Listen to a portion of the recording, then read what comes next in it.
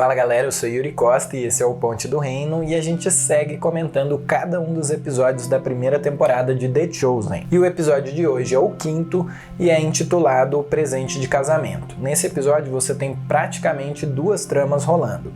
O casamento em Caná, que Jesus e os seus discípulos participam, e a conversa de Nicodemos com João Batista na prisão. A gente vai começar por esse segundo, já que ele não é o foco principal do episódio. Bom, você já sabe que o Nicodemos se encontrou com o João Batista, que estava preso pelos romanos a pedido do Shimuel, aluno do Nicodemos, para esclarecer um pouco a questão da libertação da mulher endemoniada. Pelos boatos que ele estava ouvindo, ele suspeitava que o João tinha sido o autor desse milagre, mas ele resolveu questionar diretamente para ter certeza das suas suspeitas. Acontece que João não era o autor desse milagre, ele estava apenas abrindo o caminho para o rei, para alguém que o sucederia.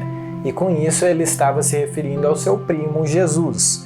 Mas ele não diz esse nome em nenhum momento na conversa, deixando Nicodemos com a pulga atrás da orelha, muito curioso para saber quem que era. Na verdade, ele sai dali mais curioso do que quando ele entrou. Quanto ao arco principal, o episódio começa mostrando a única situação em que Jesus era criança que é narrada nas Escrituras. Quando Jesus fica para trás em Jerusalém, depois das festas, lembra? E os seus pais voltam para procurá-lo. Ele estava, é claro, na casa de seu pai. E Maria diz: ao que Jesus responde: se não agora, quando? Esse início é importante porque, mais uma vez, o seriado se esforça em transmitir a mensagem de que Jesus é indubitavelmente o Filho de Deus. Inclusive, na própria conversa de Nicodemos com João Batista, João cita os textos de Salomão que falam a respeito do Filho de Deus.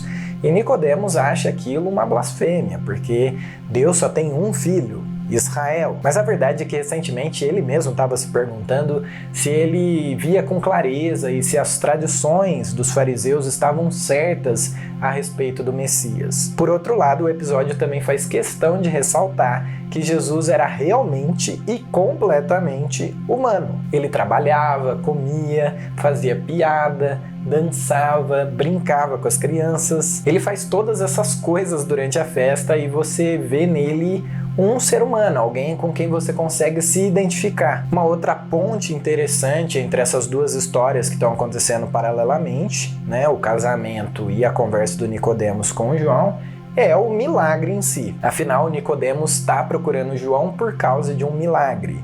E o acontecimento principal do episódio, no casamento, também é um milagre, como você vai ver no fim desse episódio. Mas antes da gente entrar diretamente nisso, eu quero fazer umas outras menções aos discípulos durante esse episódio. O Simão conta para sua mulher o que houve na praia e o chamado de Jesus, e ele tá meio sem jeito, né, sem saber direito como vai ser a reação dela, porque se ele seguisse Jesus, ele não ia ter muito como sustentá-lo, não sabia como isso ia acontecer, né, o sustento da casa, e ele ia ter que viajar bastante, ela ia ficar sozinha, mas ela o surpreende, a sua resposta à situação não é de medo, pelo contrário, ela fica muito feliz com a fé que o seu marido apresenta e enxerga isso como uma resposta para suas próprias orações. Ela diz, inclusive, para ele algo que eu considero especialmente tocante. Someone finally sees in you what I have always seen.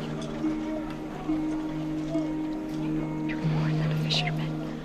Mais uma vez, um forte foco em identidade. Que a essa altura você já deve saber que é um tema muito recorrente e importante aqui no Ponte do Reino.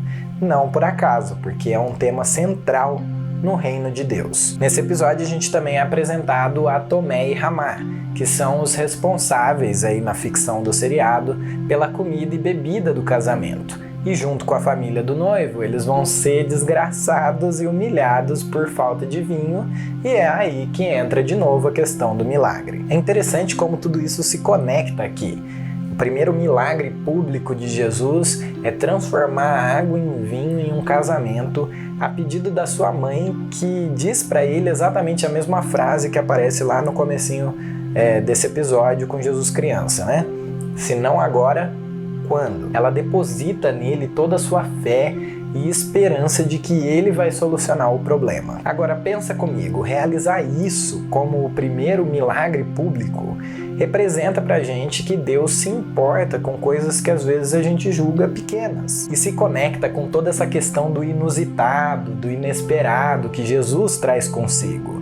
Ele é o Messias, mas ele não está agindo como o povo judeu esperava que fosse. O milagre é apenas mais uma forma de representar isso, porque a própria forma como ele escolheu seus discípulos, que por si só já é um negócio meio contracultural, porque na época os discípulos é que escolhiam os mestres, mas ainda assim ele não só escolheu, como ele escolheu pedreiros, pescadores, mulheres, gente que tinha sido excluída já, descartada pelos líderes religiosos. Ele escolher esse tipo de pessoas para serem seus seguidores é mais uma forma de demonstrar essa diferença. Mas a grande sacada desse episódio para mim é o discurso de Tadeu para Maria sobre a diferença entre o ferreiro e o pedreiro. Segundo ele, a pedra não pode mais ser mudada. Uma vez que ela é transformada, não tem mais volta. Pouco antes dele dizer isso, Jesus pergunta para Tomé por que os vasos da purificação são de pedra, e ele responde que a pedra não pode ser contaminada, e por isso ela é pura. Então Jesus toca a água e ela se transforma em vinho. Mas como? Se uma pedra cortada já não tem mais como ser uma pedra ainda maior, como que moléculas de água poderiam se transformar em vinho, uma coisa que não tem nada a ver uma com a outra? Algo impossível de acontecer está acontecendo aqui.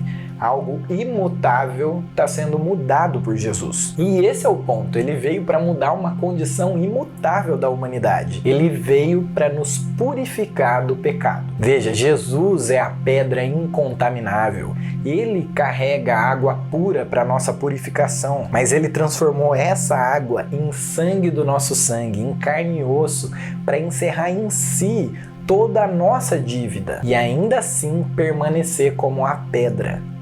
Imaculado. O milagre não era simplesmente transformar a água em vinho, como se isso fosse pouca coisa, né? Mas a transformação em si, como diz o ditado, sabe? Da água pro vinho. Ele é a transformação. Ele é o milagre.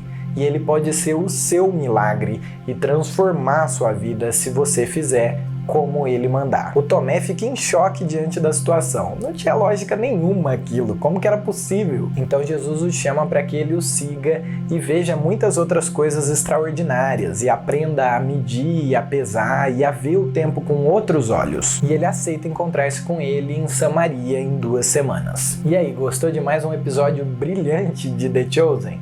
E ó, só fica melhor, vai por mim. Então curta o vídeo, se inscreva no Ponte do Reino e clica no sininho para não perder nenhuma notificação de nenhum vídeo novo que sai por aqui. E compartilhe a playlist aqui do The Chosen com seus amigos para eles se animarem a assistir o seriado. Porque, como você já deve estar cansado de ouvir, todo mundo tem que ver The Chosen.